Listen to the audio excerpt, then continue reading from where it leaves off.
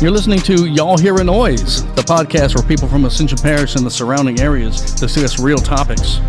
This episode is sponsored by Rescom Electric and Smoky Butts Barbecue. My name is Joe Severio, and sitting with me today is local comedian and Santa Maria wrestling coach Jeff Vance, comedian Kenneth JestKenni Austin, and also Matt Shinover was nice enough to take a break from dancing in his bathroom to be with us here today. What's up, fellas? What happened? What's happening? What's going on? What you carving up right here before the show, man? We're surrounded by a plate full of food here. Sean with Smoky Butts Barbecue brought us some pulled pork sandwiches, some coleslaw, some fries, some onion rings. You got the volume down, haven't you? Yeah. Hey, everybody. So let's talk about Jeff Vance and his new wrestling career. I don't even want to say new wrestling career. You're back in it. Well, I'm coaching. I'm not performing. Okay, it's not wrestling. Yeah. Oh, man. Maybe. Real I might wrestling. try. Yeah. I mean, depending on what the people want, you might wrestle. You might. They have that seniors. They do have a division for people our age, you know. Yeah, but people my age at my weight. That you may be the only one in the bracket, and you may win. That's true. Yeah, I'm signing up, folks. You hear it here first. Win or death. Either way, I'll be there. Which is funny because I coach at Prairieville and you coach at Santa Maria now, so it's kind of like this rival thing we got going. I mean, we're only friends for the next couple month and a half, and then that's fair. We can't talk to each other no more. I don't know about rivals. I mean, y'all.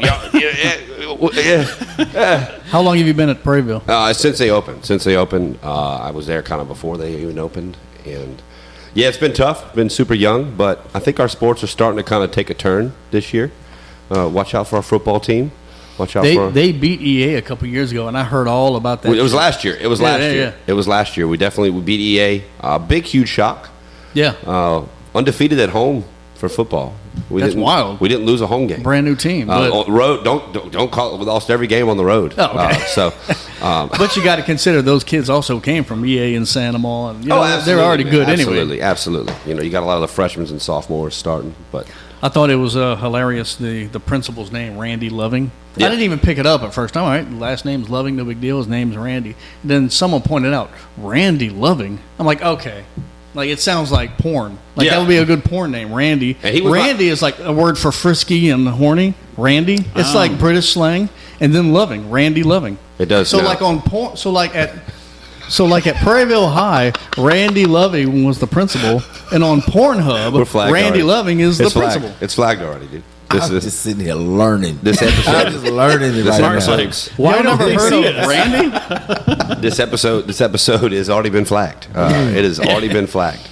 Mark's like, why don't they see me? It's like, all right, LSU football is about to kick off. They've got a brand new coach. What do we expect? Oh, God, everybody asks me that, man. I'm always the guy. It's either we are going to be in the limelight. I don't know if it's going to be good or bad though. We're starting at 11th. I read. What feeling do you guys have about that?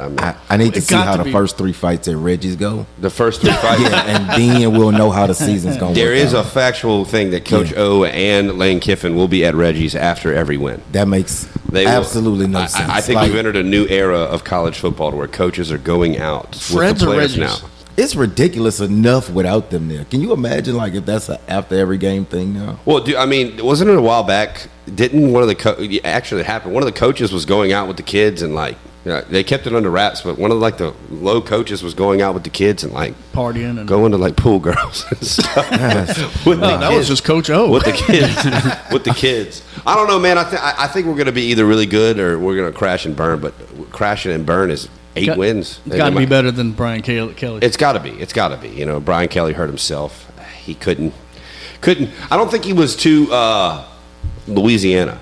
No, he wasn't at all. He was too northern. You can be fish out of water if you're a good coach, and we'll forgive you. No, you Skip Bertman was from Detroit. You could do dirty shit, yeah. and be a coach as long as you're winning football games. People look the other way. As soon as you're losing, I mean, if Coach O came in with his Louisiana ass voice, but then sucked at football coaching.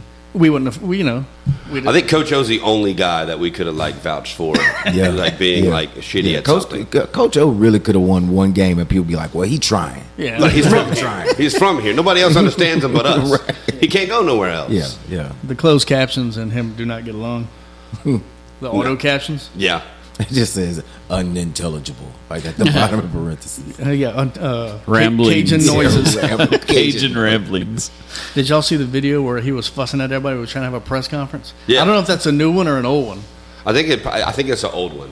Did you see the one where the guy walked up to him and said "Roll Tide" while he was jogging at the beach? No, I didn't see this. And he's like going off on him, but being like sincere. He's like, "What's your name?" He's like, "What's your name?" He's like, "What the fuck, man?" He's like, man, what, would you walk up to Nick Saban and say "Go Tigers"? He's like, Yeah. He goes, "No, you wouldn't." He's like, "No, you wouldn't." He goes, "Be respectable, man. I'm out here just jogging, you know." But he's such a nice guy in real life. Like, And I tell you who else was really nice. Les Miles was actually a really nice guy too. I know people like hate Les Miles, but like he was super, super sincere. yeah, but that was two different kind of nices. Yeah, Like- Les Miles was very Mr. Rogers. Yes. Yeah. Yes. Coach O was more like that alligator from Hook. yeah. You know, like the one that sing and dance. Yeah. Yeah, like Coach O's voice when I first heard it is exactly what I thought a human alligator would sound like in a cartoon. Yeah. Like, hello, my name's Coach O. Like, you got a trumpet. I thought it was like a really bad Hulk Hogan impression at first. You know something, brother. Like, I could see Les Miles walking into the locker room now before he goes to talk to his team and putting his shoes on like he's Mr. like, Rogers. takes his sweater off and hangs it up. Well, guys, we got Auburn today. Puts on his house shoes. There's your next sketch. we got Auburn today, and I really feel that if we show them respect, we can come out with the victory. It's like Bob Ross as a coach. Yes. It's the same person. So how did you two get into stand-up comedy? Because when I try to do stand-up, it makes me want to sit down.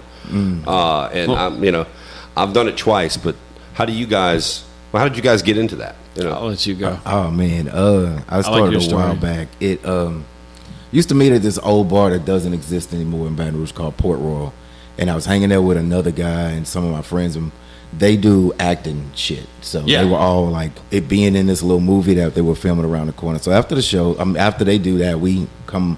I was already at the bar because I'm a learning alcoholic at this point in my life, and so we were talking and. Sometimes you meet people, and I don't know how. I could just say it. White people. I don't know how white people become friends. Let me get out of there. But but like black people, a lot of times become friends by making fun of each other immediately. Oh, yeah. And so like, That's all guys of all races. okay, Yeah. okay. It's okay. It's us too. Okay, well, It's us too. I just It's making us too. sure I didn't see the rules or the PowerPoint before I got here. I can't believe I didn't know that, asshole. Yo, you mother. See, now it's racist because you can't do it to me. Oh, okay. Oh fuck. Yeah, brought to you by Rest Comedy. Nah, but so we just started jabbing each other immediately, like Yeah. talking shit. And he was like, "Man, you know what? You should do comedy." And I didn't know comedy existed in Baton Rouge at the time. And so I was like, "Well, you know what? I always thought about it, but there's really nowhere to do it." And he was like, "There's a show around the corner that existed for like 7 years now." And I was like, "What the fuck?" So I go to this open mic and I watch it for maybe like a month, maybe like 6 shows. I watch it, and then I go up, and and my first show was like, I don't know if anybody's ever heard of people who do drugs, but they say like the first time's the best one. No. Yeah. And literally, like I remember that show like it was the back of my hand because Corey Mack was headlining. Back then, that show would have a headliner and a feature. So Corey Mack, shout out to Corey Mack, who I was on the show with last night. That dude is ridiculous. Only getting better too. I'm telling you, I don't understand it. But Corey Mack does his, and I mean, I go up in the middle of the show, and after the show, Corey comes to me and is like, "You have never done comedy before?" I was like, "Nah." He's like, "Shit, here's my card." And Corey Mack hands me a card, and this is how I describe Corey Mack to anybody. Corey Mack gave me a card of him sitting on the edge of a cliff, butt naked with a blue feather squatted down, and it just had like all his information, like Instagram, Facebook, and phone number, because business cards back then, right? No, social media is not big yet. And yeah, that's just kind of how I started, and just kept all the way since then. Because I've done it twice. I went to the Silly Rabbit one time, and I absolutely killed it on the first one, and everybody laughed at the set. And I went home to my wife. I'm like, dude, I did good. They told me to come back. They invited me to other places to go, and I went to another place and did it the exact same set because they're like, do the same set at different spots. And I did the exact same set and nothing. Where was the second Nothing. one? The station. So, back when it was Silly Mike's open mic, back in like it was like a Monday So night. I did it at the Silly Rabbit, and I feel like we're getting there. It was mostly black people at the Silly Rabbit. Yeah. And they showed love. They Yeah. showed love. They laughed at the jokes.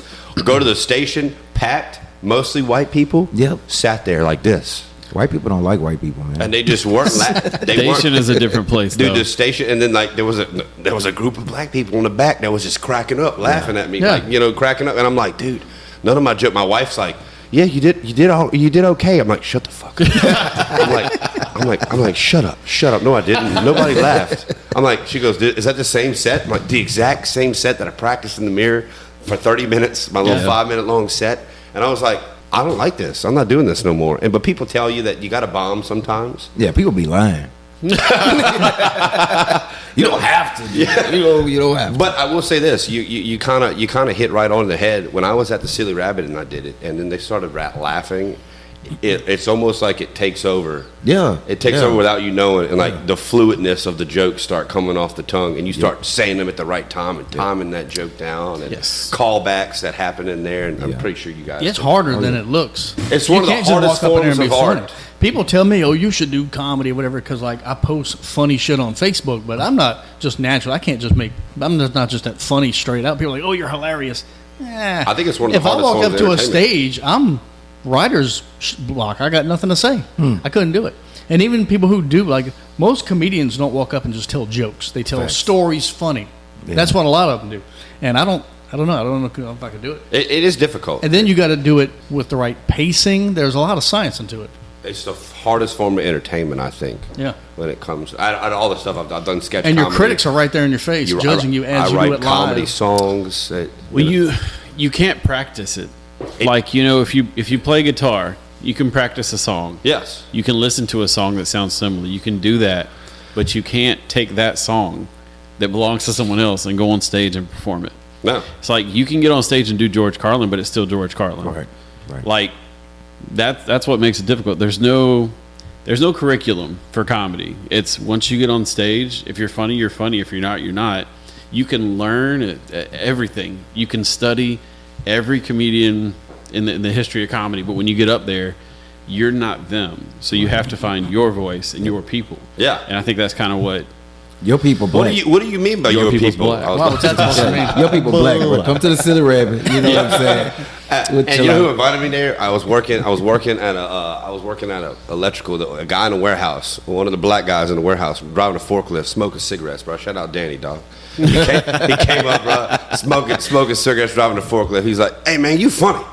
He's like, "Let's go to the Silly Rabbit." That's what Danny he told Wilson? me. No, what's his last? I can't remember. That would be hilarious. That would be hilarious. No, he's not a comedian at all. He doesn't do no comedy or nothing. He just, I got him on Facebook. I remember his last name when I get out of here, but he told me, he's like, "You funny guy. You should try stand up."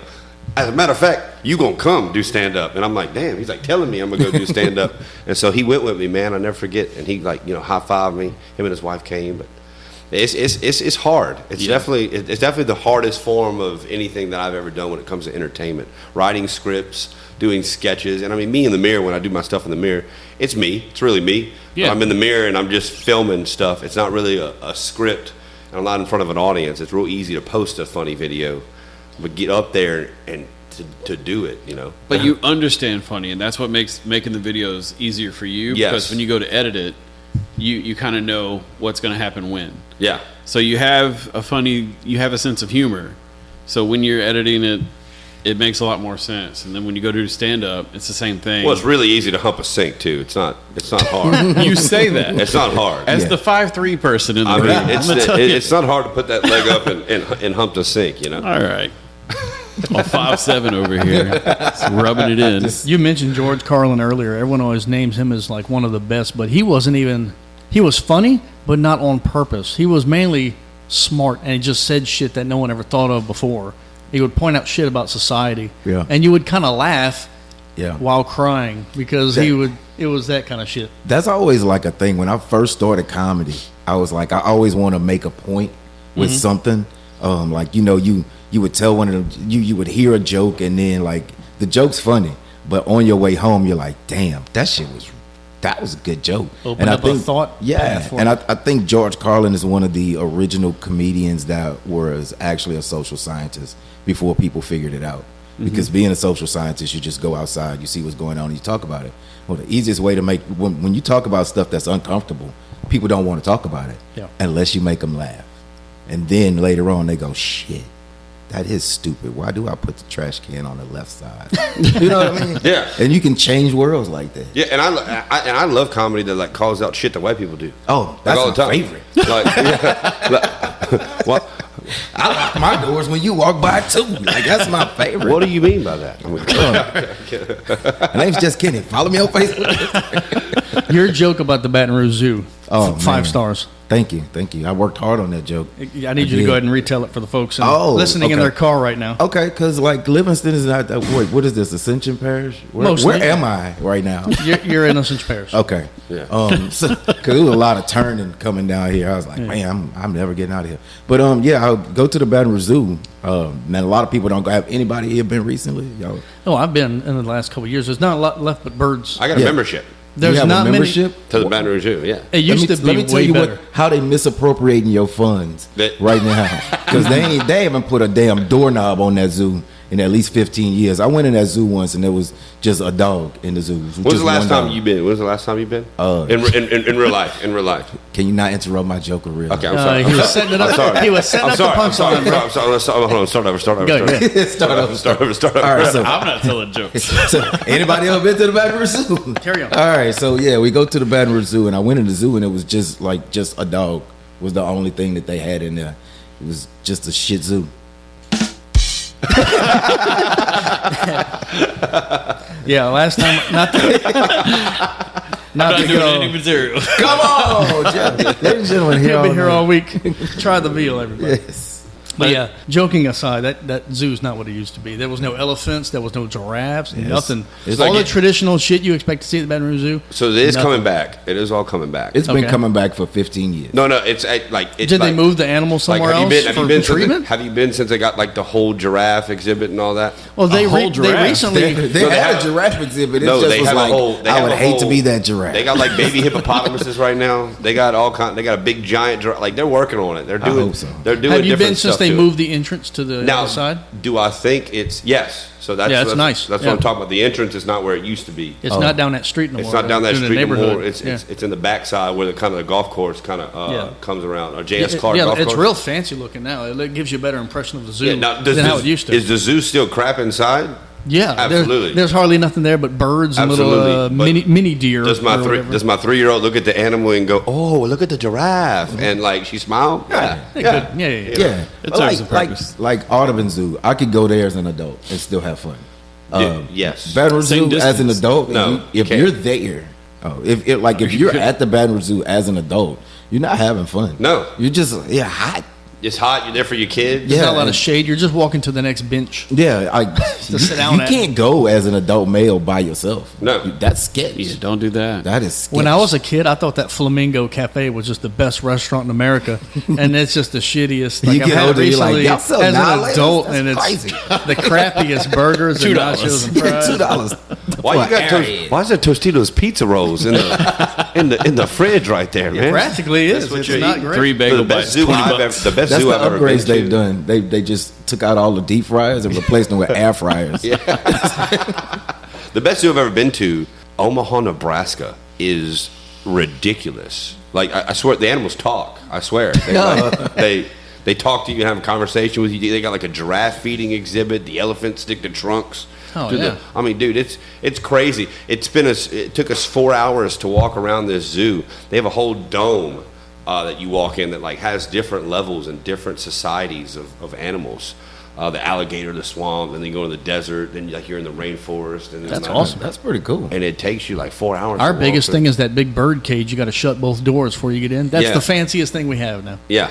And then I'm not There's gonna lie, a bird cage? the New Orleans Aquarium is kind of underwhelming to me now too. Oh still. man, like as an adult, Yeah, you yeah, walk through and you're like, man, that's it. whoa, There's what's a bomb aquarium in Mississippi. There's a what? A bomb ass aquarium. I can't remember what it is. Somewhere at the bottom of Mississippi. There's an it's aquarium. Gulfport. Yeah. Oh, Damn. great aquarium. They got the little glass tunnel you can walk through when you're like in the. It fucking was thing. actually made by an art designer. So like everything flows really strange. The feng And shui. The feng shui is good. The feng is- shui is good. is water. Like that was the whole concept. It's very small though. I haven't been to that one. It looks big, and you walk in, and then you're done. And you're like, Okay, that's a lot smaller than I Because thought like it was. I'm an adult, but I feel like you kind of on the same page. I like to go see shit. Yeah. And like when I go to Disney World with my kids, or I go to Universal with my kids, the flow of the ride and like the line that you're sitting in, and all the stuff that moves on the walls and all the engineering that means something. That means something to me and gets me going a little bit to where I'm like, man, this is freaking like that. Yes. Like I wonder what that support, how much weight that supports. You know? I wonder if that's an actual beam or if that's just part of the design. I'm like shaking shit like a dad. I'm like, that shouldn't be going nowhere. Kicking tires. That's what I do everywhere. I'm looking up at the air conditioning ducts and everything wherever I go now as an adult. It's Yeah, like, we're all I old. look at it from the perspective of like, I'm not taking no kids nowhere. If you can't pay for your Disney ticket, you can't go. Oh, okay. That's pretty much it. It's just gonna be two adults walking around, so it has to be something two adults can enjoy. Marriages go to die at Disney. I don't know if you've ever been to Disney World, but we went for our honeymoon. I'm getting ready from the beginning. the I'm arguments waiting. are crazy with the parents there. Oh no. We didn't argue. We were too busy complaining about the prices and lack of shade. Yeah, Yeah, we agree on some things. Oh, dude, definitely. It was like $23 for a turkey leg. God damn. It was good though, huh? It was good. Yeah. Though. It tastes magical. I think the limit is That's my two favorite kids. headshot is you with that turkey leg.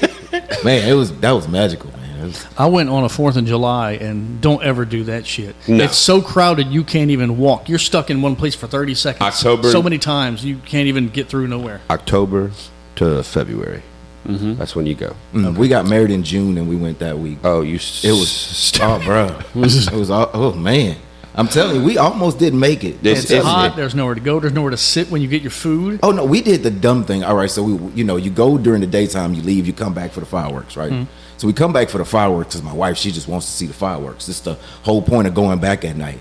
But it's about to rain, and so if there's lightning, Disney will not do fireworks. Of course, that's right. They'll just keep delaying it. Right. And so we come back, we know it's drizzling. We go in, we buy these overpriced ass ponchos, and so basically we are ziplocked waiting for the fireworks, and everybody's standing in one spot. So it's hot as hell. Oh, yeah, and you're Like, just I'm literally fuming in I'm your suit. feeling the weight falling off me. Like I'm just melting. Like a sauna suit. Butter is coming out of my body, and and so they every 30 minutes they're like, we'll postpone the show, and the crowd's like, grumble, grumble. Yeah. An hour we're sitting out there, we are baking, literally. Like it's raining, still lightning, and they keep postponing, and an hour and a half goes by, and I'm like, look, we're just gonna go. Yeah. Right, so the hotel we're in, we can see the fireworks show from there if we get home quick enough. And I was like, she's like, fine, we're leaving then. She wants to stay. As soon as we get to the damn monorail, Uh-oh. I was like, Now you look like an asshole. I was like, man, we ain't gonna make it past the first year because I make bad decisions. So, And then I went to Disney. I went to Universal with my wife for her birthday, and I spent, I did everything, like the whole, like, we had a hotel in the resort. We could walk there, fast passes, double park entry, jumping. I spent everything, so I spoiled her. Before we went back, and we're standing in line, and she said, "This shit ain't even fun." I'm like, damn! I done spoiled you. The first time we went, we got the fast passes. I told you about the fast pass. He was like, we don't want to spend the extra money on the fast pass, and now we standing in line with the pheasants, and you all mad. So I mean, we can't do nothing right when it comes to theme parks as men for our wives. just I don't care how good a ride is. I don't want to stand in a line for 2-3 hours. I will spend $150 extra for the I whole don't have day the- I don't have- to go through the line. Now Disney you got to schedule fast passes now. Yeah, they keep changing it up. Universal, I think you just buy the fast pass and just everybody you can go. but the lines are a lot shorter at Universal than Disney. They are a lot shorter. So I didn't even mind waiting because Universal's feng shui was much better. Universal is more adult-like, I Yeah. think, too. Yeah. The feeling of a Universal, like they have the Dr. Seuss land, and they have a lot of stuff for kids, but Yeah. I think it is way more Adult friendly. Adult friendly. I went to Dollywood this summer too, and something I didn't like about Dollywood was that they don't give a shit about the lines. Like it's just like stand here and wait. Like No stand fast pass option. Like there's fast pass, but here's the thing with the fast pass. They would just let mofos just get on the ride, get off, and then they would get their fast pass and come right back on. I'm like, ma'am, this guy's rode the ride like 4 times, and like I'm still standing here. And Dolly World, that's like Dolly Parton. so Dolly Parton's maybe. theme park up in not Nashville, Pigeon Forge. Is the fast pass like just one big titty? Scan it. Sir. Here's my titty. Dollywood has some great rides, but the line queues and the lines are just, they don't spend a lot of time on that. And that, to me, doesn't interest me. The rides are phenomenal at Dollywood. If you're like a roller coaster I hate roller coasters. guy, I'm more like one of those ones that just sit in the same spot and move and shake a little bit with the screen. And I I'm don't like, want to be scared while I'm in a vehicle. I could just take my inspection stick out and drive down the street in Baton Rouge. If I want to be scared. So I've got motion sickness so bad from my was a good sinuses joke, and Ken. everything that the first time I went on Space Mountain, and this was 2002, I was throwing up on the ride in motion, but I had no food, so I'm just like my body's trying to throw up, but there's nothing there, and I'm only halfway through the ride. This is just the worst ride of my life. I'm just the whole ride. I'm trying to throw up, and if I had any in me, the people behind me would have probably got it. Oh, man. So I'm like, in retrospect, too, Space Mountain is one of the lightest roller coasters. right? in Disney It's not World. even that rough. But I had to lay on the ground by a tree for like the next 2 or 3 hours to stabilize. I was so fucked up. Oh, that's terrible. But they get you. But they get you though. They're really good at engineering a way to make stuff seem like it's not. Right. Like, Have you ever seen the I got Space stuck- Mountain with the lights on? It I got looks like it's stuck in going- it in 8th grade, and when the lights came on. It's And, just racks, like, we were just metal. I was like, this ain't even big. no. I could like touch it. So have y'all been to Universal? You've been to Universal? You rode Transformers? Yes. So- I thought it was okay. But at the time when Yeah. at the time when I wrote it, it's making you feel like you're like Yeah. legit like Yeah. going crazy. The And Simpsons ride, and I my couldn't do glasses fell off. Like you got 3D glasses. My glasses fell off, and I went to pick them down, and I look over the side of the car, and I'm like, we ain't even fucking moving. I was like, That's my favorite rides. Those I will do. we ain't even moving. All the thing is just doing this, and And you see the blowing air in your little face. track, and then like you look past, and there's another screen over there, and it just goes. Yeah. And now it starts doing the same. I'm like, we're not even fucking moving, dude. And I'm over here about to throw up. I hate those rides. Like, So I went to it was a Star Wars one where the room moves. yes, And you're supposed to be going down corridors or shooting or whatever you're doing, and you just sit in the chair. And my body is such a bitch. I'm in here, and I'm like nervous going in. I'm like, I get motion sick. I don't know. And everyone's like, this thing is for kids. You just sit there. It's not hard. I'm sweating during this thing, and I'm about to throw up. I could not wait for that shit to be over. That's how bad my body is with motion. the Harry Potter rides like that. The Flight of Passage, whatever it is, I didn't get to do that or the one that you're Like the Phoenix? Flight of the Phoenix? No, it's inside the big castle at Universal. It gets me. I try it every time, and I'm stupid. Because I want to be good at it, but I can't be. They used to have one at Disney where like you would be hanging, or sort of hanging. It's called soaring. Soaring. Have you ever done that? Yes, I did soaring a long time ago. So the new Avatar ride is like that. The new Avatar ride is Yeah. It sounds awesome, but I couldn't do it.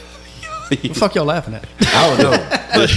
this. Mark's like, yeah, they got this one ride at Disney with hanging. I see Kenny go, well, Yeah. Okay.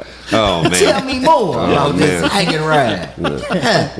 Well, it closed down in 19.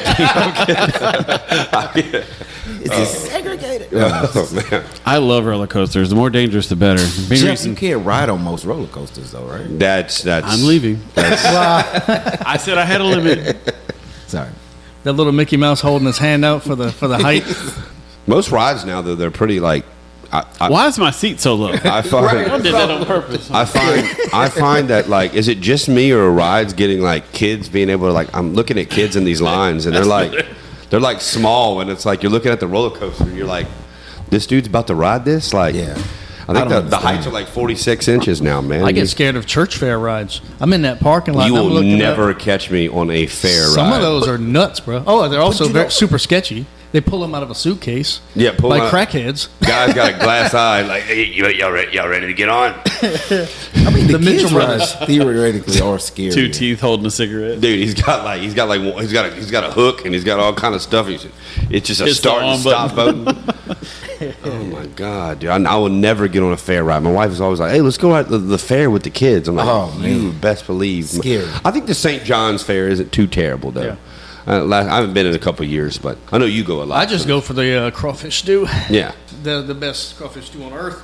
Well, they probably pay you now to. They Well, probably pay you now I also to get free. to advertise. Yeah, to advertise the whole Yeah. thing. And Well, last year I volunteered, even though I don't even go to that church. I'm not even Catholic. I was about to be like, are you I'm a not even member of religious the at all, church? and I went and volunteered.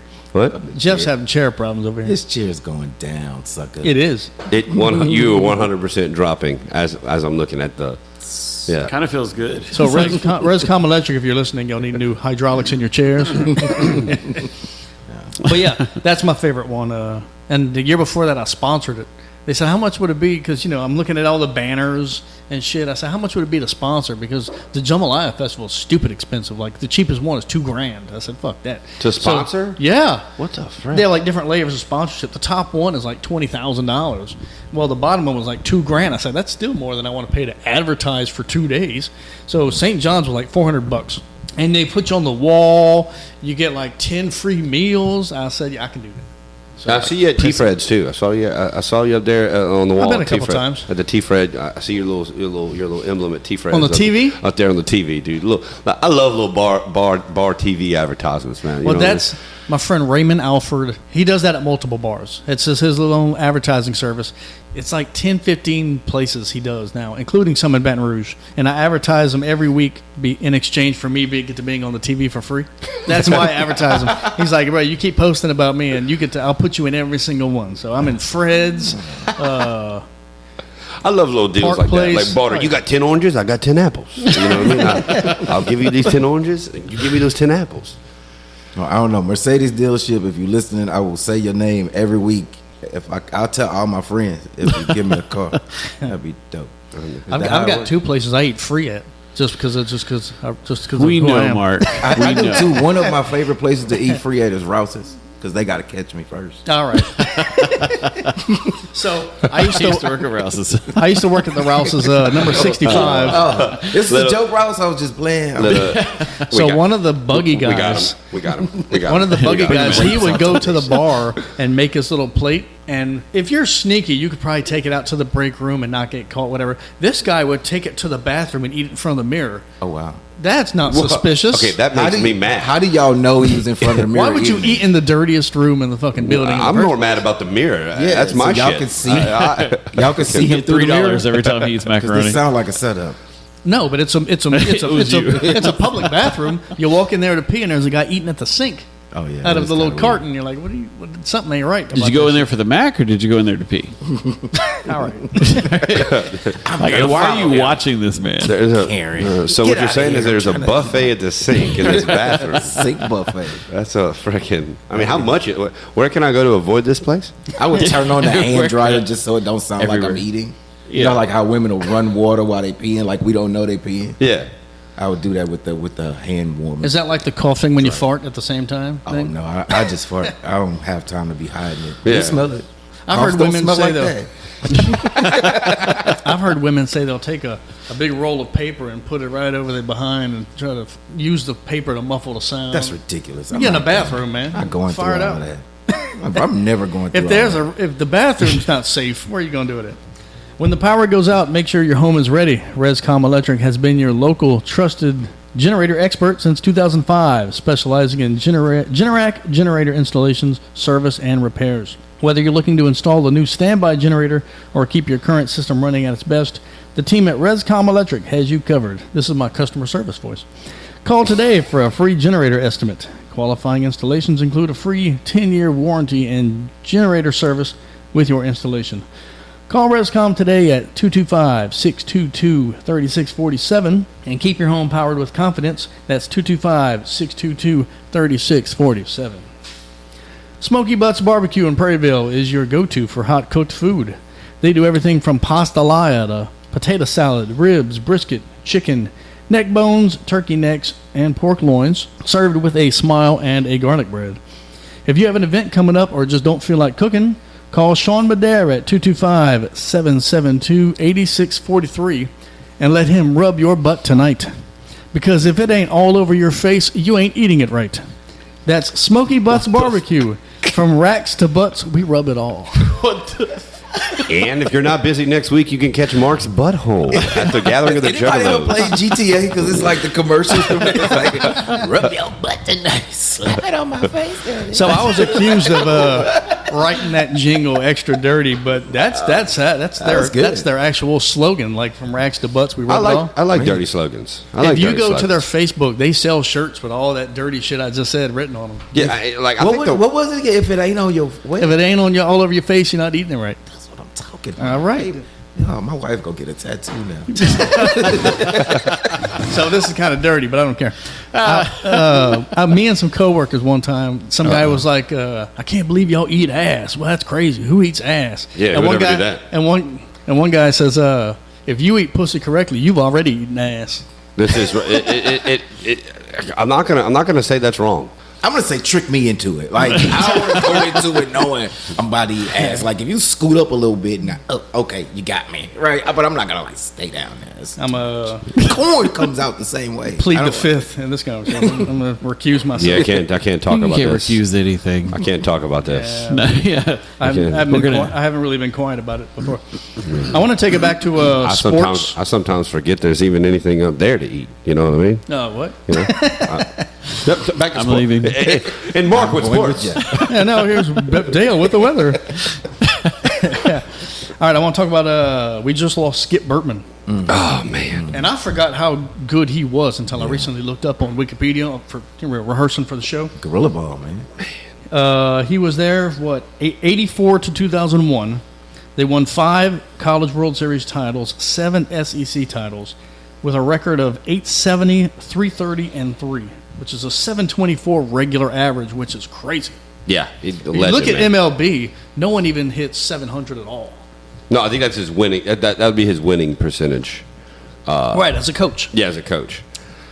But to was that among all schools? That's damn good. So he talk about somebody who like started something and then like completely set the tone for the rest of. Did he just leave because he was tired, or he just had enough? I think he took a more predominant role a little bit. He was athletic director for a while. Yeah. At LSU. Okay. And then he was like, "I'm good." I think. Once you win 5 titles, kind of. You've proved everybody. Yeah, you proved you turned a program into something that it wasn't. And that's why when I win my 5th best of Ascension title this year. Why the fuck you looking at me? 1, 2, 3, 4. Staring me down. Like I didn't do shit. Yeah. Follow Mark on his journey to going to Livingston Parish next. And turning the Livingston Parish Department of Memes into something, I would love if they would have a best of Livingston Parish. Then that pizza company can finally win their own shit. Damn. So in tournaments, he was 89 and 29, which is nuts because that's when you play the hardest people. You know what I'm saying? Dude, he was. I think there's a couple other coaches you can Augie Guerrero. You could put up there. You could put Dodo from USC, Dodo or DD, whatever his name is. But he's Roger Cato. Huh? He's he's in the argument. You cannot mention the best college coach without putting Skip Bertman in the conversation. It's impossible. I grew up watching. I was born in '93. I grew up in that era of when they were like good. Like I don't know LSU baseball ever being bad. Knock on wood. Right.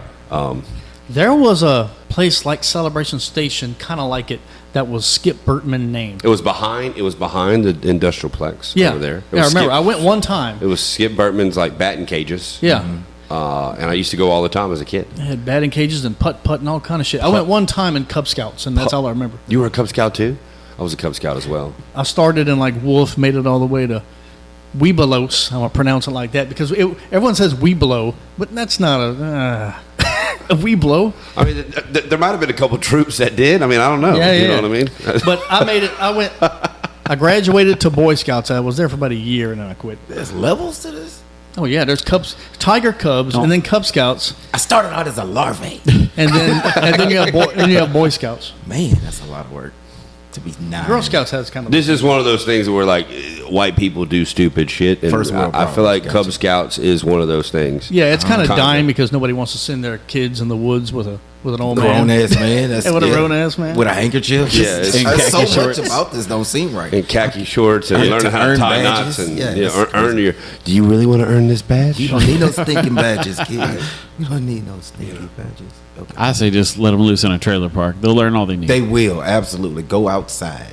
Dad, I tried meth. I made meth out of the rust from the bottom of the slide. I got a patch. He burnt his cigarette. Hey, kids got to do some dumb shit to learn. You got to go do dumb shit to learn and to be able to say no to the cocaine. You got to be able to see it. I think the problem with the world today is that there is not enough unresolved trauma. Unresolved trauma makes the best comedians. It does. Yeah. the more unresolved trauma you have, the easier it is to stand on stage and talk about it. And like I'm not condoning for bullying. No, not But bullying. like, Why'd you look at me? because like because your wrestling team. we just met. A lot of us, so I'm kind of, we gotta feel it out here. But I put my kid on the bus. My wife's like, I don't want to put him on the bus. He's gonna get bullied. I'm like, damn straight he is. Like he's gonna come back and be like, hey, this dude called me a poop face. And I'm gonna be like, hey, dude, people call people poo faces all the time. You just gotta roll you gotta roll in. Back in our day, we'd say hit them back. Yeah. But I still they kind of. I'm not gonna lie, man. Keep your hands to yourself Until or else somebody touches you. Right. You need bad shit to happen to your kids a little bit. Yeah, you need Right. it's got So if you don't to let be anything- guided. It's got to be like guided. You know what I mean? Like, Yeah, so Got it. Like, here, kid, take them scissors. Run. Go. like I'm gonna put you on this bus, son, and like you're gonna learn stuff on this bus that like I can't teach you like off the bat. Like I can't. You got to go out there and you got to do it. You got to come home and you got to cry, and we got to talk about it. And you know, don't touch nobody that you don't want. I tell my son all the time. I'm like, hey, dude, you better be prepared. If you ever put your hands on somebody, they're gonna put them back on you. Yeah. I'm like, you don't hit people for no reason. You can always try to talk it out, but I feel like there's some good stuff you can learn just being out in the world. You know. But this dude said it one time at work. One time, I just repeated it. He goes, kids. They got to be able to see cocaine to be able to say no to it. And he said that, and it's kind of true. You got to be able to see it to be able to say no. So I agree. I think you'd be a terrible addiction counselor if you've never had an addiction. Like, how can you tell somebody not to do crack if you don't know what crack do? Yeah. You know? Yeah. Okay, that Like, being crack's said, bad. Like, have None you of this tried is it? making the cut. I've never tried it. Then you can't tell me. I like it's how the bad. waters just keep getting tested and tested.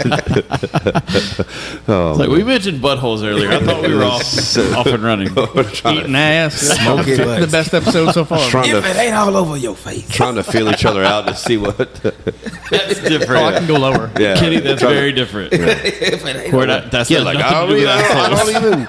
I don't even like doing. Who would like doing cocaine? I don't even like doing that. Who likes that? Not All right. me. Oh man. He's So- currently on top of this table right as he's saying that. The Saints this year.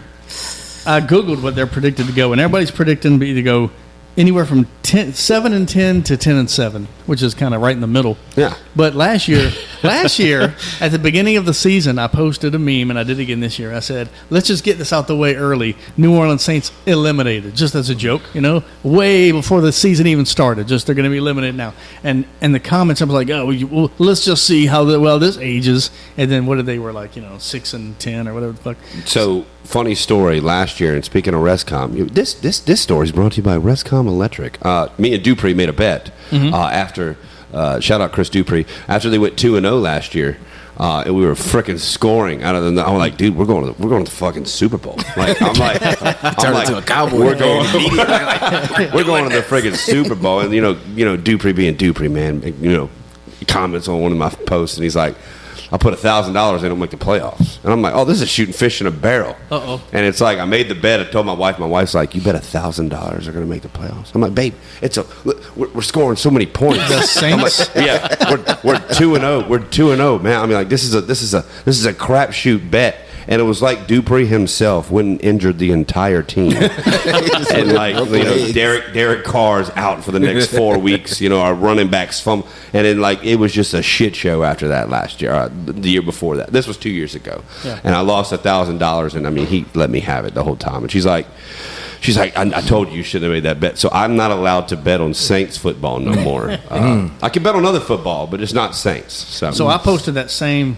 meme again about a week ago. I said, Saints eliminated or whatever. Most people just laugh. Even Saints fans can laugh. Okay, yeah, we'll probably suck again. Whatever. Most Saints fans have been through so many bad years, they can laugh off the bad years. But some people... Oh, I had threats and all kind of shit. Wait till if you ever come in New Orleans, I'm gonna fuck you up. Wait till I find out who runs this page. I'm like, okay, block. Yeah, bro, calm down. And what's up with those kind of people on your pages? Like, I don't know if you guys have like those. I mean, obviously you have a lot. Yeah. I mean, but I get these people all the time in my DMs like wanting to fucking meet up and fight, like at the LSU games.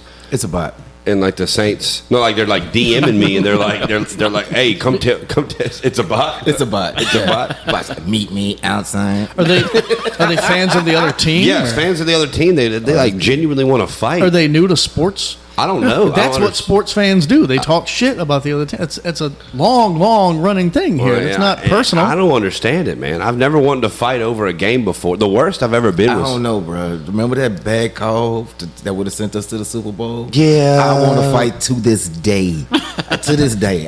If people Did you want to fight Rams fans though, or did you want to fight the refs? I want to fight Rams fans, the ref, that bitch that take too long at Rouse's to ring my shit up. I cried. Everybody. I cried. Everybody could have got it. I genuinely cried. I genuinely shed a tear when that happened. Man. I mean, Imagine if I made a post like, yeah, EA is going to win this game, and some Sandoval person was like, oh, fuck you, we're going to fight at Raul's about this. You know what I mean?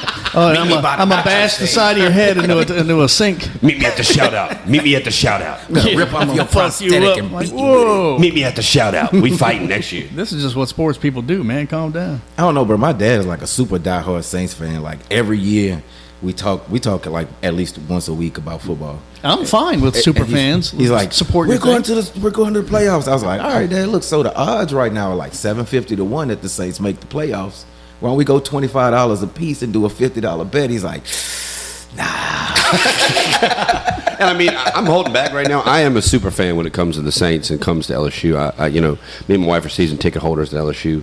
I am a super fan. You also have to be a reasonable human being. I am very reasonable when it comes to like sports and whatnot, and I'll talk to shit. That's my whole premise on the internet is talking crap about sports and riling up the crowds. I've seen posts. It was like, who do you think's going to win this week? LSU or Alabama in their prime or whoever it was?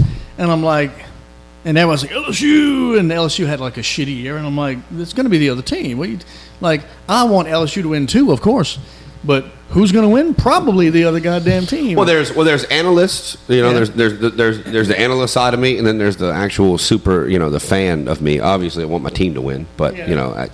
do I think the Saints are going to win the division this year? I think it's a possibility. Yeah, that'd be great. But I'm going to tell you that I think there's a reason we're going to win the division because we're in the shittiest division in football. That's true. So, Did y'all see the story about, and I know you did, the WNBA right now? The male players. what's his name? There's 2 male players going to the WNBA. So for those, let me declaring finish for the story. draft. Okay, so there's no rules in the WNBA eligibility because these guys went through with their lawyers and everything, and they looked. There's nothing in there that stops a fully grown male player from declaring trans and enlisting in the WNBA. Now, if you're just regular trans, great. I'll support that. Good for you. I don't care. But these are not Calm trans. These are dudes. He has strong opinions. These are dudes who are not trans and are literally outing that they're just doing it to exploit the WNBA. They said we're not for the sake of eligibility. I'm declaring myself as a woman just so I can enlist in the WNBA. And so now the WNBA It's a tough slope. That's a tough slope. Imagine somebody making up something and then you going, you know what? I can do that. I think That's that's just what they're crazy. trying to prove in a sense. They're That's like, what you they're know, trying there's to all prove these in a men sense. trying to get into women's sports. Well- I've never heard a dude going, you know what? I could go to LSU for free. It's put them in this legal corner where they can't say, no, you can't, because there's no rule stopping them from doing it. Yeah. And if they pass one, they look transphobic or whatever, but most of the public don't want the dude in there. Yeah. But Hear me out. They're doing it. There's this movie, right? Great actor. It's a great actor, Miguel Nunez. Fantastic. So guy. basically, what you're saying is, I'm looking at 4 of the starting 5 right now of a WNBA team. we're gonna be Oh, Louisiana no. ice We're fisher freaking- freshers. We're going. So Yeah, these dudes, Jeff is not going to the league. We need a white Muggsy Bogues. There's been It ain't happening. It's your turn, No. man. Sophie Connor. Look, first of all, I like the WNBA. I fucking love it. But my thing is, how interesting would it be if that guy That guy gets whatever dude, the guy that's Declaring trying to be in the trans just for the- WNBA? yeah. Oh. Let's say he gets in there. First of all, how bad do you have to be where you're like, maybe I should go over here? Well, no. Like- To give you the whole backstory of the thing, there are actually 2 ex-NBA players that have had somewhat successful NBA careers. So Michael Jordan? they played in Jordan's coming back like that. That's right. 8 years in the NBA, both of them playing Oh, wow. on starting teams. So they played, and I feel like the whole entire thing is good. I mean, publicity is publicity. I mean, when If you were just as good as everyone else and you weren't really that famous, this is going to blow you up into the spotlight for sure, regardless of how they were two famous. I mean, they're two analysts. They're two like big analysts that have podcasts, and like they're not. You know, I don't know the names because I don't follow them that hard, but they're two ex NBA players that are like 6'8". One of them looks like 6'9". Jason Momoa with long flowing hair, big old dude. They're big. They're trying to prove a point. It's a publicity stunt, and they're trying to prove a point, and they're forcing the WNBA's hand to basically make a line. Like, hey, like you can either come to the NBA as a biological male or you can't. And they're you know, that's the whole line. But honestly and truthfully, I'm a firm believer that people just do shit to like raise shit. I think the WNBA is loving this. To be honest with you. Oh yeah, because nobody's talking about it. Watch your head. Like I don't like how you do my this. hands. You know, my hands. You know, we're not filming this right now, but me and Jeff got each other locked up at the collar right now. It's about to swing now, but I think it's a publicity stunt. If these guys do end up being enlistable or whatever you call it, what team? If you're a team, do you take them in, or do you look bad doing that? It depends. Although it would kick ass for your attendance. It depends on your opinion on the situation. Or would the public backlash against that team for doing it and not turn up at the game? Like, I'm a firm believer in like defending females in their like own, their own sport and having their sport for them. So I don't think biological males should be able to go play. I mean, I thought that was like the whole point of the WNBA. In the WNBA, I don't think that, but making them, it depends on what your opinion on the stance is. Like, if you're one of those people that, genuinely feel that it doesn't matter, then, you definitely want them on your freaking team. Yeah. And honestly, I think when the initial conversation for the WNBA came up, what were we talking about? Like the Dream Team, Barcelona, was that 92 Olympics? You weren't even born. No, right? I wasn't even born yet. But those ladies could have really played in the league. The game changes so much. Yeah. It gets more physical, it's more technical. But the first two USA women's basketball teams that led to the WNBA having that first core 8 teams, those women were cold. I'm talking about like Cynthia Cooper, Cheryl Swoops. These are legends. Lisa Leslie, that was the only one that was dunking back then. Like that, everything was crazy. Now they're like, let's add dudes. Nah, it's not. Well, it detracts from the point of the original. Yeah, story, right? They need to have their own league, man. They, in their respected league that they have. Is there going to be like a trans league? Or are we going to? So, but not enough the people. LTQG, there's tiers. NTA, but if there's a NBA. trans league, then you're drawing the line of it being, just get more serious about it. Right. You're drawing the line of saying like they don't belong in either male or female. I mean, if you're going to make your own bubble, which I agree with you in a sense, but that's the Philippines have those leagues. Whereas, you see, whoa! Let's not talk about the Philippines. They got like a sassy NBA. They had a sassy NBA. Yeah, y'all don't see those on Facebook? Wait, are you talking about the videos of those little dudes who are like? That's volleyball. No, they're playing basketball. And they're like, and a cartwheel down the. Yes, it's like duck walk, like, oh, I got it. It's like zesty basketball. It's like a sassy league. It's like a I'm editing all of this out. I'll send you the clips next time I see it. Please don't. Did y'all see the Seattle Mariner who threw the ball into the crowd because he thought the inning was over? Yes. And it wasn't. Yes. They was already getting their ass whipped 19 to nothing.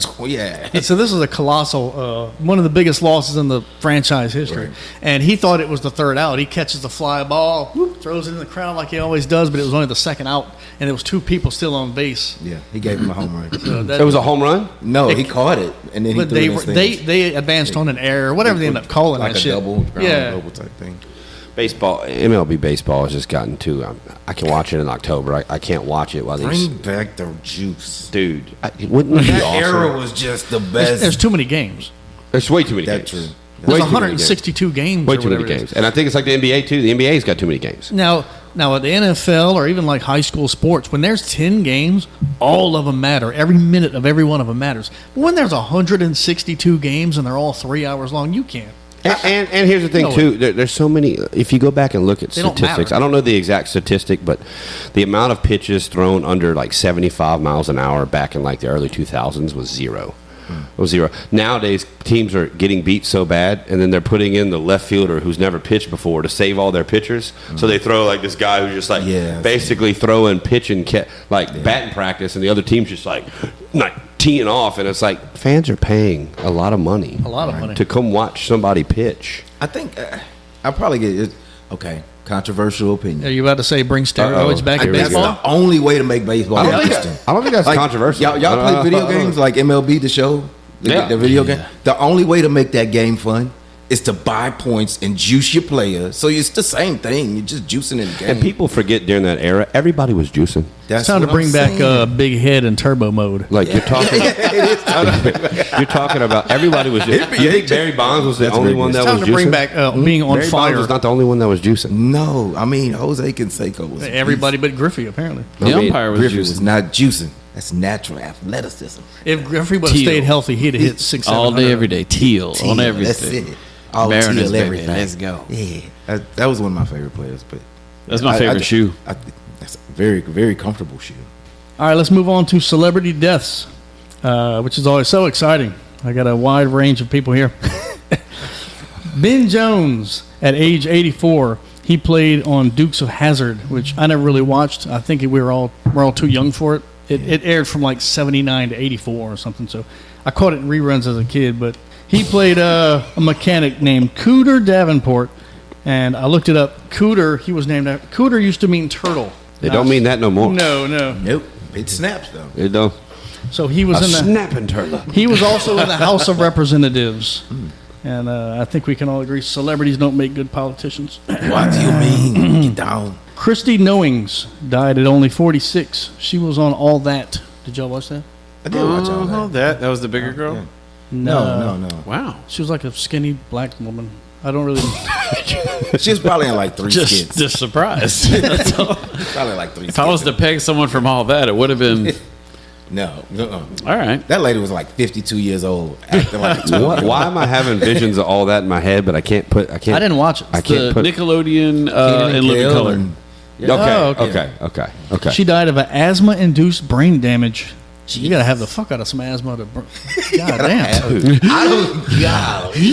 This Yeah, shit like that from your scares me. That's just like that. Like, how does that happen? Like, you know what I mean? I guess do you not get enough oxygen to your brain from... I don't know. It's got to be something like that. Frank Beard of ZZ Top. He was the drummer. He died at age 77 this month. Didn't have And a beard. that's right. Everyone in ZZ Top had these big ass beards. I don't know if it was fake or it was fake at first and then they just grew them. I didn't learn until after 30 that ZZ Top was more than one person. I was like, that's just weird. Which thought one person played all I the thought it instruments? was one dude with a beard and a band. I thought the band had a separate You thought the name. dude was ZZ Top? I thought ZZ was up front and the band was just hanging out. yeah. They You didn't know have a Darius name. Rucker wasn't Hootie? No, he was not Hootie. Yeah, they just I know- called I it. know They would that. just name that. I know that for. But everybody thought Hootie, well, that's the guy singing, and then the Blowfish is the band. But it wasn't. That was just a stupid ass name they came up with. Yeah. Very funny Key and Peele sketch where he's like, Hootie! It's like, yeah, My name's Darius. Hootie! Like, okay, guy. All right. He's very good live too. By the way, seen him live. He's good. He's good. Tony Danza, age 75. He's still alive. He's not dead. Oh damn! The Philadelphia trash picking kicker is still alive, dude. Apparently, he was a tap dancer, a boxer, all kind of shit. It was like, I'm gonna do everything until something stick. Like, I never knew he was a professional boxer. Street. I just knew Yeah. from Who's the Boss. It's like comedy. yeah. He was a wrestling coach. What once. is he going to work? Oh really? He's actually a wrestling coach in Philadelphia at a predominant wrestling club out there. He had a talk show for a little while, like Letterman's, but it was during the day. I know him from just a Philadelphia trash picking kicker movie he released. I didn't see this. He was a trash man, but he got discovered by kicking those Abita jugs. And he was like kicking them and like That is the most Sylvester Stallone shit I've ever heard. And he's like, That sounds like a terrible premise for a movie. That's how the Saints pick their kickers, though. It- I want to say it was like- Disney, huh? It was a Disney movie. Dude, Yeah. I gotta freaking hold on. Let me talk to movie. I gotta look up the 100%. name. It's Name like- of this I movie. remember Is this. it like the Sinbad version of Kazam? Like nobody ever saw it. Shazam? It's one of those movies. yes. It's That's like Snakes on a Plane level premise right there. Like, Josh never made it into the football academy. Man, I wish I wasn't a truck guy. Exactly. It's just him out there. this is the title of the movie, and I am not lying. Go ahead. The garbage picking, field goal kicking Philadelphia phenomenon. Amazing. That is, it was released in 1998, and it's about Tony Danza plays main character. He's a garbage guy. Say that name one more time for me. The whole title Tony of the movie- Danza. The garbage picking, field goal kicking Philadelphia phenomenon. Can you imagine ordering a ticket to that movie? That is just great. It's just It was made for TV. Give me two for the garbage kicking, trash The picking. TPPG. And I remember that I haven't seen the movie in a while, but he was kicking those like Abita jugs and like having fun, like just kicking them into the. And somebody from Philadelphia Eagles is like, they did. Matter of fact, why does Philadelphia Eagles get all the freaking movies? Bro? Philadelphia always gets like, I'm trash as a person, but I'm gonna be great at sports. But like the 'Cause movies, Rocky was like, shit. like they got all kind of movies and sports for Philadelphia, like Adam Sandler with the Philadelphia 76ers, and you got the Vince Papali with Mark Wahlberg making the Philadelphia Invincible movie. I mean, there's just Philadelphia gets all the Seems to be sports the movies. pinnacle of sports movies is Philadelphia. All right, hear me out. I like the cream cheese. His name's Josh. He goes in to apply for a loan at a bank. It gets denied, and he slams his hand on the desk, and the guy next to him is the slap champion. He's like, "Hey, wait a minute! Dana Look at that White. slap. Dana Slap White. the straight. Cut me, Doc. I think you got a future." So favorites. Do you guys have favorite sports movies? Not. This is a topic I got on the other day where I was like, dude, name the top 10 best sports movies. I just like comedy, so I would have to say like Happy Gilmore or some dumb shit like That's that. a good one. So Longest Yard would be up there. Yeah. Six Man, The underrated. Six Man Six is really Man. good. Yeah. The Replacements. The was Replacements fun. is good. The Longest Yard's Remember always the gonna play Titans? like that. Always a Let's freaking go. is a goated. Remember every time. Which Remember one? the Titans. Remember the Titans? Remember the Titans. Remember. Cool Hoosiers- Runnings. He had to say it. Hoosiers is overrated. Sanka, let me kiss your lucky egg. You want to kiss my lucky egg? I think we can all appreciate Air Bud. Space Jam. White Men Can't Jump. So I'm in Yes. Angels in the Outfield. pretty good. Huge for my childhood. The What's game. the other one with the rookie where he's like Sandlot? got his arm? Oh, the rookie of the Hey, year. Gardner. What is That was his- Rookie of the Year. Henry Rodengarner. Rowan Gardner. But you had- hey, but what's funny is the coach of on that never says his name right in the entire time. So you're kind of going I'm off. gonna the go movie a watch little it today. Just Is for that the one that had Daniel Stern from Home Alone as one of the guys? Or? He's been. I think that's Angels in the Outfield. He was Yes. he was Yeah, the, he was the guy from he played in the American Pie series for a long time. The guy who played in the Rookie, a Rookie of the Year. There's a rookie and there's a Rookie of the Year. The Rookie is with Dennis Rookie's Quaid. different, yeah. With Dennis Quaid. That's a real sports movie. where he's kind of like old and retired baseball coach, but he's still throwing like 96. Yeah. Still And got goes the heat. Yeah, he still got the heat. The Rookie is about a Oh, kid who dude. like gets an injury. He got the Drew Brees. yes. Yeah. Yes. They put his arm back together, gave him that Drew Brees Super Bowl package. What 30 movie years was that before. with Kevin Costner where he was a pitcher? The Love of the Game? The Love of the Game. I thought I don't know. natural. Not the Oh, natural. dude, can't forget about Coach Carter, bro. That's a Coach dope ass Carter's movie. good. too. Oh, yeah. Coach Carter's a great movie too. Sir, I'm not a sir. Oh, are you a ma'am? Yeah. Remember It's that? a Or are you terrible a one ma'am? with like the white lady from Cheers is like the basketball coach on this all black team. And it's like got that black dude from Onyx. He's like, Coach, that player's garbage. It's a terrible movie. Oh man, I don't remember that. He's got good grades. He's going in. And like one kid, he's really good, but he's got struggle. Semi-pro with Jackie Moon. I'm kidding. Basketball. That's basically. I Basketball. love basketball, dude. I love that movie. I like don't the know. concept though. I was like, yeah, we just made up a whole sport. Remember A League of and Their then Own? boom, now we got pickleball. League of Their Own. A League of Their Own. Rosie Solid. O'Donnell, Major Madonna, League. Tom Hanks. They just redid that as a series. What? Yeah. Yeah, and then it's completely different because I'm like, where did they get this little black girl from? That's You know. neither here nor You know there. where they got A that. League of Their Own? Yeah, yeah. It definitely wasn't from that time period. And if there was a black player on there, Yep, and there is a lot of LGBTQs in there. Like, Well, Rosie O'Donnell was in the first one, shit. As the theme, like it's more overt And Lori now. Petty. Yeah, yeah. It's like great. Oh, you could It is actually a good movie. It is a Their very Own good is movie. actually a good movie. Yeah. It is actually a good movie. There's no crying in baseball. Stairwell Angel. didn't he have a That little urination fat kid. problem or something? Who? Tom Hanks? Yeah, in that movie, or was that a different? Probably does now. He's No, he like had 90 years I'm not old. thinking of 8 Mile. There was one 8 movie Mile. where Tom Hanks had a problem pissing. 8 Mile was Was the prison movie? It was 8 Mile, but it was because he was dying. wait, 8 Mile was Are you- Eminem. He had, We're like, talking cancer. about- Oh shit! The Green Mile. Pfeiffer? The Green Mile. I'm sorry. The Green Mile. spaghetti. He might have had a problem pissing in Captain Sully because he wasn't the captain no more. I mean, he got hijacked on that movie. Hit it. Yes. Thank you. I'm back in the game for stand up. You can catch me. You can catch me. We'll be at the station. We'll be at the station Yeah. Wednesday nights. Station Nobody is will be a tough laughing. room. Check me at the Silly Rabbit. I like it. Station's full of comedians usually. Yeah. And when there are people there, they're not there for the comedy. It's They're hit there or to miss. do. They're there It's hit to or do miss. the comedy. You're right. It's hit and miss. There's What, 30 comedians usually? Probably. But like right now is right now is comedy season because all the kids are back at LSU and they can go and have something to do. And there's no tests this week, so these next couple of weeks will probably be pretty decent. And so when I did my stand-up, I'm a firm believer in comedy. There's, I feel like everybody can get it in comedy. Like, you know what I'm saying? Like, there's jokes that people that get offended for. Like, I just say jokes. I noticed that, like, when I said a joke that was like like a little bit of race with white and black, the white say people, the N-word? like the white people, the white people didn't laugh at it as much, uncomfortable, and the black people would laugh at it. Here's the thing. I could say the same joke and they would laugh. If there's a joke about, I don't think you're wrong at all. No, you're absolutely right.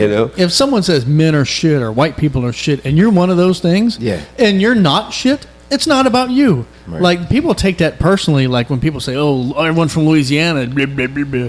Well, if you're not, what are you mad about?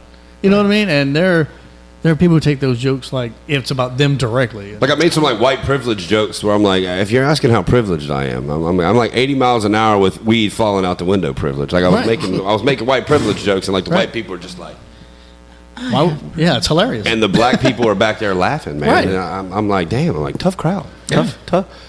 Like you can laugh, white people. It's okay. Yeah, it's about us. Say that. They're like, you can't say that. Yeah. Get out of here. What I've noticed is that a lot of white people jokes don't apply to the South or don't apply to low income white people, because even I'll see TikToks of like, you ever notice all black people do? It'll be a black guy. All black people do this, and it's shit I do, or everyone around here does. Yeah. And I don't think it's even a race thing half the time. It's just a might be a low income thing, or what everyone's mama did, or maybe it's a Southern thing. I don't know. It's a relatable thing. Yeah. Right. It tears off on like where you're at in life, where you're at now versus where you grew up. Every black family got a packet jar. I was at a packet country jar. club. Right. We did a country club last night in Springfield, Carter Plantation. Shout out! It was I like to go golf there. I went there once. It was 200 degrees, and I'm short and round. I almost died. But I get up there and I start telling jokes. I was like, yeah, I was bullied in school. And they were like, oh, wait a minute. You were the bullies. Okay. But you had to pick your crowd, because when I was like, hey, anybody been bullied? And they're like, no. Not us. Yeah. No. And so I'm like, okay, so I have to flip it, because there's no way that I can. So you kind of have a reach joke. them. You got to have a joke that goes two separate ways. Yeah, you gotta Every have joke. audibles, Oh, I man. like that. I You like always that. have Every audibles. joke should be able to pivot. I like that. I like You that. I gotta like have- that. What would Peyton Manning be without Omaha? Yeah, Be no Peyton Manning. well, he would just be Blue 42. yeah. So if I go out to a crowd, so you ever notice white people that they always, and then there's crickets, I have to say, you ever notice that black people? And then it's gonna be more crickets because it's they'll be like, damn, I was thinking that, and that's racist of me to think that. He said the racist thing before I Yeah. could. It's like, I'm a bad person. So you can't make them feel bad. You got to make them feel like this was their idea. Yeah. And you got to know your crowd, I guess, Yeah, too. You know what I mean? I guess absolutely, man. different crowd. Like the dude. What do you mean? So when I went to the Silly Rabbit, I felt real comfortable up there, man. I felt real comfortable. Everybody was laughing. It was almost like maybe they were over laughing a little bit, because like it was like the showing love and the like to give somebody the time. It their might 5 be a minutes. thing where if Just it's so you know, black people don't just do like that. If you funny, you funny. We don't just show love. You will we know. tell you, get your trash ass off my stage. Okay, well then it was real. It I've was seen multiple people go up on the stage at Silly Rabbit and just, oh fuck, I'm gonna go walk into traffic now. I was like, it was I guess it was genuine. Went to the station. Same people I saw at the Silly Rabbit were at the station too, doing their set. Shout out to this guy named D-Rock. D-Rock.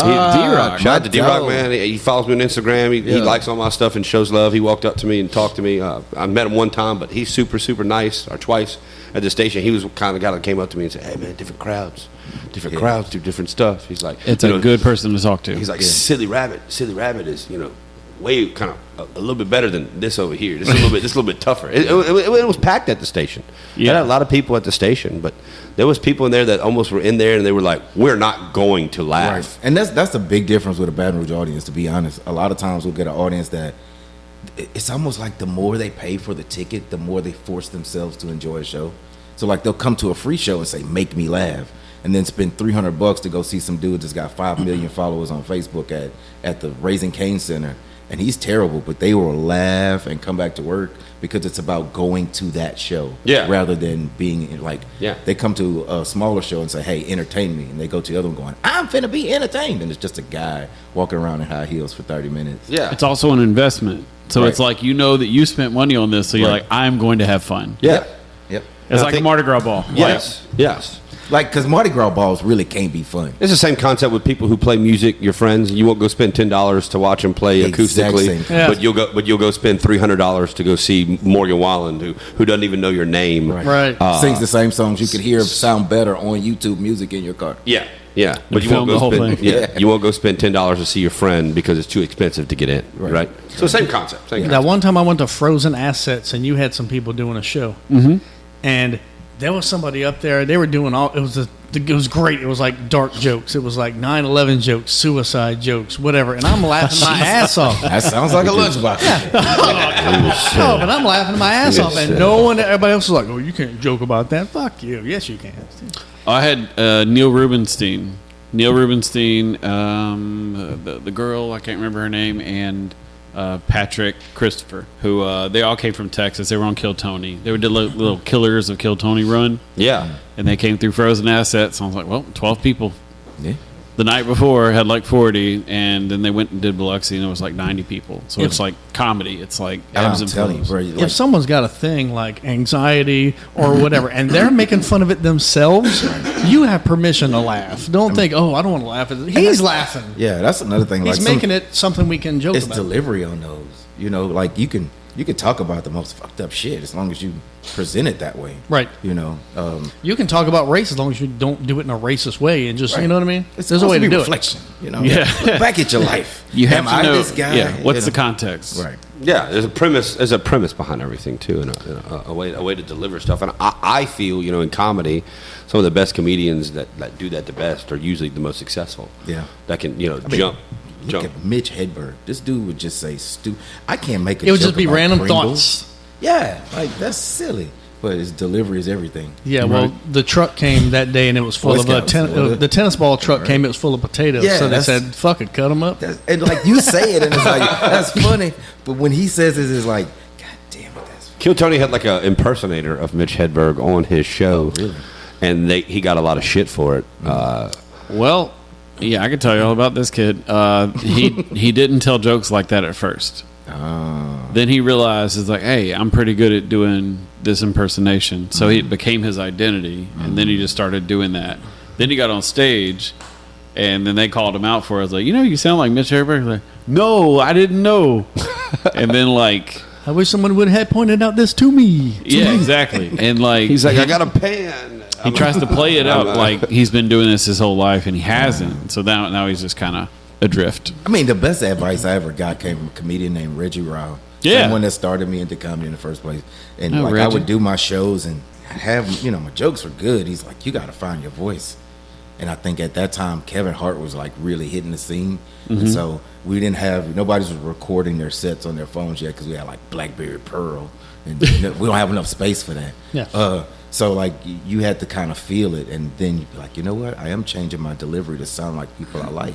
But once you find your own voice with your jokes and it matches, And I mean, every fantastic comedian product. has it. Like Kevin Hart's got his little thing where he like puts his hand out there and he like, he tells a joke like this, Yeah. and he like he's just trying not to laugh, Yeah. And Bill Burr does his thing where he Gets angry, He gets- irrationally angry. gets irrationally angry, and then you got Aziz Ansari with the way he does his little mannerism. And I think comedy. I went and saw Theo Vaughn live up in person, and it's like it's fun to watch different comedians get in their pocket of their niche. It's so funny to watch him tell any story. Did you hear the story when he met Brad Pitt? It's so hilarious. I couldn't do it justice.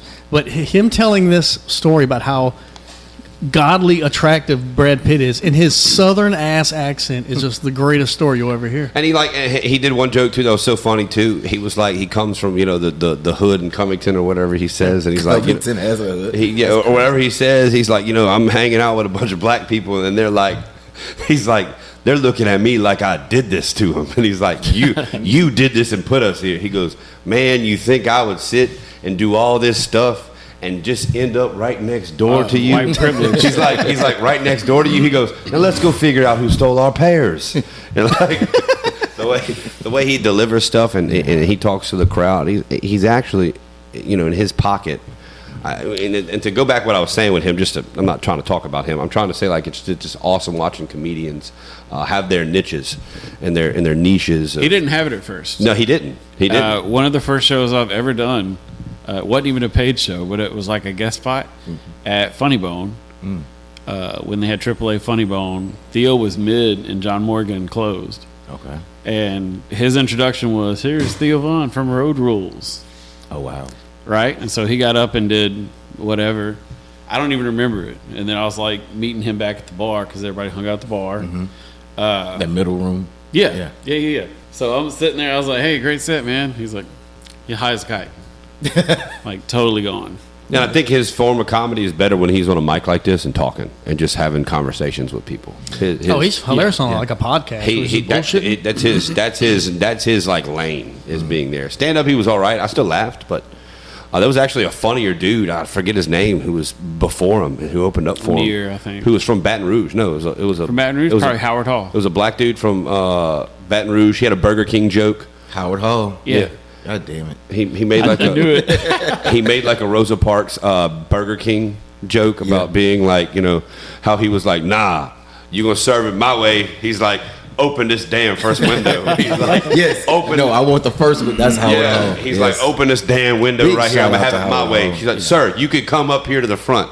He's like, no, I'm gonna stay. As a matter of fact, why am I here in the back? I need to go. You know what I mean? He's like going back. He made a funny Burger King, and he was actually technically stand-up comedy funnier in my opinion. That dude is hilarious. Howard's the GOAT. Like the first show I ever produced in my life, Howard Hall was my headliner. Really? That's 2009. Yeah. Howard was good people too. That same night, my first night, Howard Hall was also on that show. At L.A. Daiquiris off of O'Neill. Oh shit! Oh my god! For 30 people. But Howard told me, he said, write a joke a day, and he's like, they're not all gonna be good, but write a joke a day just to keep your brain moving. Yeah, keep it. That's what I do with comedy skits and all that. I got a book that I just write skits down. It's like Eminem walking around all day. I guarantee he just rhymes shit. Every fucking thing he looks at, that's a roof. And he just starts rapping in his head. That's all he does. It's the same kind of thing. You got to stay sharp. Yep. So, quick one class question. Besides yourselves, because you guys are obviously kings of comedy, right? Besides your captains of comedy, besides yourself, if you could give me some underrated names that you think are gonna that are gonna pop up, man. Like locally or like just locally, in general? Locally. Ben Compton. Ben Compton out of Hattiesburg, Mississippi. That's a solid choice. A monster. That was your teammate last night. No, that was Will Merrill, the other underrated. That's where my goat was going to go. I think like those two were the team, bro, and Corey, man. I put that whole show together. You couldn't have did it better. JP said like, hey, I know this is your JP Leonard runs Lafayette Comedy, which is one of the most established comedy production things in Louisiana. Yeah. And so we joined together, and I let him come out to Biloxi and do my venue, The Sanctuary, which is beautiful. If you've never been, it's fantastic. He's like, you want to be on it? I was like, no, I'd rather just pick it. He's like, okay. So I picked all the teams, and it's literally a who's who of all-star. It was good. Packed house.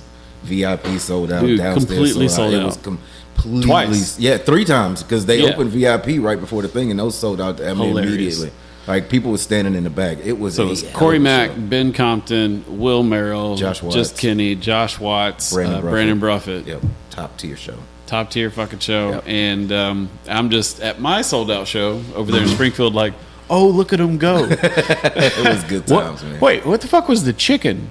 Bro, there was a chicken. There was a guy walking around in an inflatable chicken suit, passing out pouring people vodka in their mouths. It was weird. It was weird. And Ben was but it somehow hit. It hit. But here's the thing. Pretty Ben sure was this on was the Team gathering of the Drunk. Juggalos. Ben Compton was on Team Drunk, and Ben is like, I'm gonna fuck that chicken. I was like, I just want to choke it. But it was a good night, dude. It was a good night. The only picture JP sent me at first was just a picture of all the sold out people, and there's this guy in a chicken suit. I'm like, what the fuck's going on over there? The chicken climbed in the baptism pool during Ben's set and started. It was crazy.